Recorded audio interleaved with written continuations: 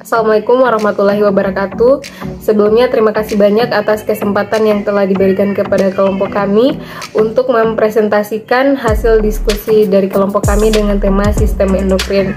Selanjutnya saya akan mempersilahkan teman-teman saya untuk menjelaskan materi yang telah diberikan.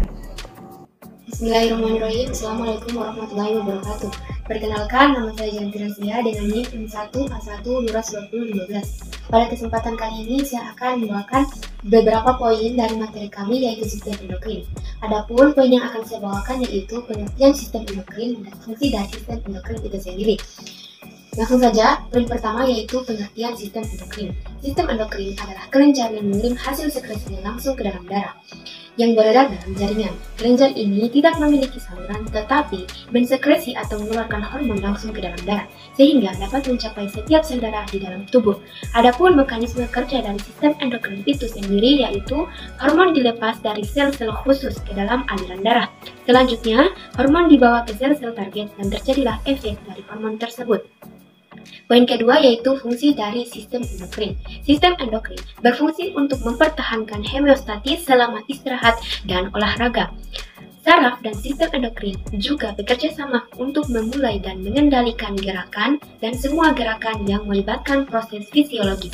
Sistem endokrin mengatur pertumbuhan, perkembangan, dan reproduksi serta menambah kapasitas tubuh untuk menangani stres fisik dan psikologis. Adapun fungsi umum dari sistem endokrin itu sendiri yaitu yang pertama, penghasil hormon. Artinya, kelenjar endokrin menghasilkan berbagai hormon yang nantinya akan disalurkan ke dalam darah apabila diperlukan oleh beberapa jaringan tertentu. Kemudian yang kedua, mengontrol aktivitas. Kelenjar endokrin bertugas untuk mengontrol aktivitas dari kelenjar tubuh agar dapat berfungsi dengan normal dan maksimal. Yang ketiga yaitu merangsang aktivitas. Kelenjar endokrin bertugas merangsang aktivitas kelenjar tubuh untuk kemudian disampaikan ke sistem saraf dan menciptakan suatu efek dari rangsangan tersebut. Yang keempat yaitu pertumbuhan jaringan. Kelenjar endokrin juga mempengaruhi pertumbuhan jaringan pada manusia agar jaringan tersebut mampu bekerja secara maksimal. Yang kelima yaitu mengatur metabolisme. Kelenjar endokrin bertugas untuk meningkatkan absorpsi glukosa dalam tubuh dan pada usus halus. Yang keenam yaitu metabolisme zat. Sistem endokrin dalam metabolisme zat bertugas untuk mempengaruhi fungsi metabolisme lemak, vitamin, metabolisme protein, mineral, dan air serta hidrat arrange dalam tubuh agar optimal. Sekian materi yang dapat saya sampaikan. Dan materi selanjutnya akan dilanjutkan oleh teman saya. Saya Zdeniera, NIM M1A1-22091 akan melanjutkan presentasi dari Jayanti Rasia. Jenis-jenis kelenjar dalam sistem endokrin. Yang pertama adalah hipotalamus. Hipotalamus sebenarnya adalah bagian dari otak, tetapi juga mengeluarkan hormon. Beberapa hormon yang memberitahukan kelenjar hipofisis baik untuk mengeluarkan atau menghentikan mensekresi hormon tersebut. Hormon yang termasuk yaitu hormon antidiuretik dan oksitosin.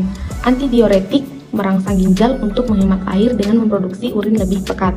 Oksitosin merangsang konsentrasi persalinan, diantaranya fungsi lainnya. Yang kedua, kelenjar pituitari. Kelenjar pituitari melengkap pada hipotalamus oleh tangkai tipis.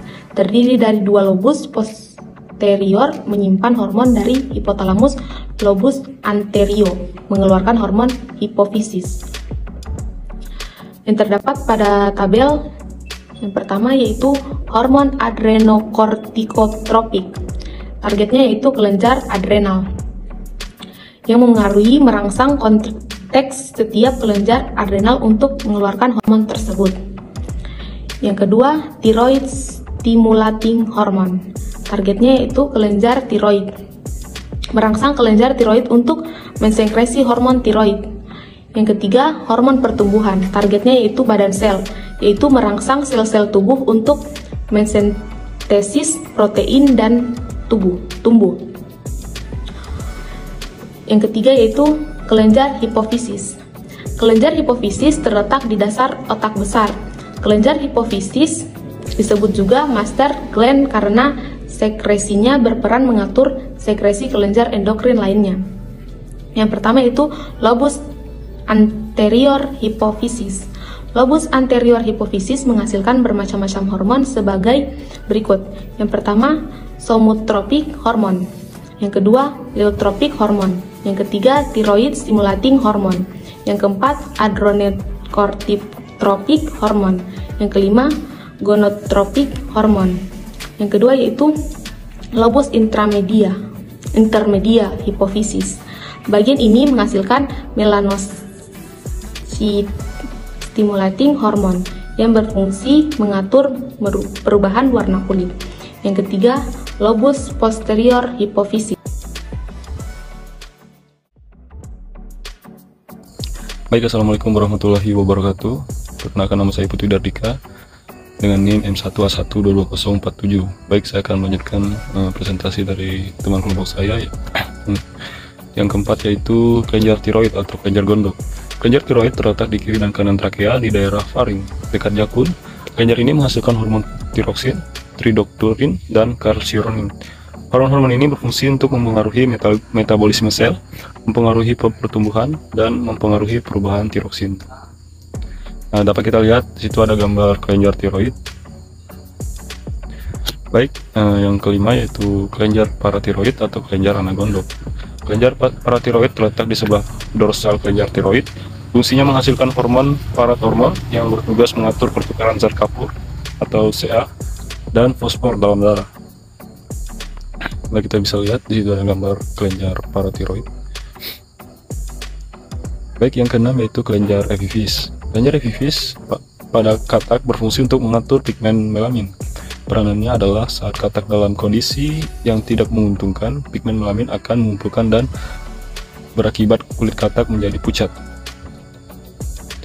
Dapat kita lihat ada gambar. Baik, yang ketujuh yaitu kelenjar timus. Fungsi dari kelenjar timus yaitu untuk menimbun hormon somatotropin, hormon atau hormon pertumbuhan dalam masa pertumbuhan. Kelenjar timus berhenti bekerja setelah masa remaja.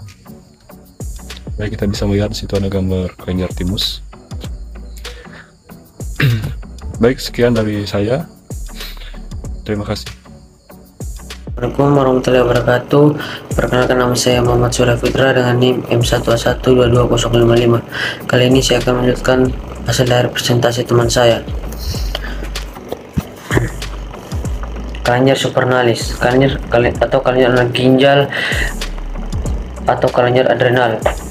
Kelenjar terdiri atas dua bagian yaitu korteks dan medula. Korteks atau bagian dalam.